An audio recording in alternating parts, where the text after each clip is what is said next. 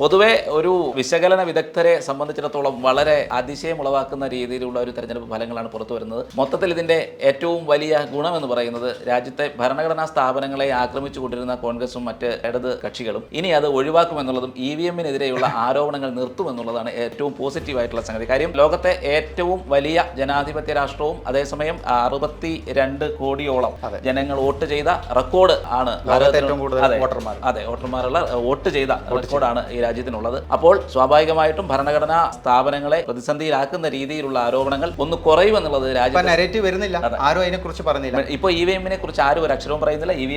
EVM നോക്കാൻ വേണ്ടി എല്ലായിടത്തും എത്താൻ വോളണ്ടിയേഴ്സിനോട് എത്താൻ പറഞ്ഞ കോൺഗ്രസിനെ പറ്റി ഇപ്പോൾ ഒന്നും കേൾക്കാനില്ല. എന്തായാലും ഏറ്റവും നല്ലൊരു കാര്യമായി രാജ്യത്തെ സംബന്ധിച്ച് ഭരണഘടനാ സ്ഥാപനത്തിനെതിരെയുള്ള ആക്രമണം കുറയും എന്നുള്ളത് വളരെ വലിയ കാര്യമാണ്. അതൊരു വളരെ നല്ല കാര്യമാണെന്ന് തന്നെ പറയേണ്ടി വരും. അല്ലെങ്കിൽ ഇനിയിപ്പോൾ പറയാനുള്ളത് BJP ജയിച്ച സീറ്റുകൾ മാത്രം EVM-ൽ തിരിമറി നടത്തിയെന്ന് മാത്രം പറയേണ്ടി വരും. മറ്റു കാര്യങ്ങളൊന്നും പറയാൻ പറ്റും. ലോജിക്കില്ല.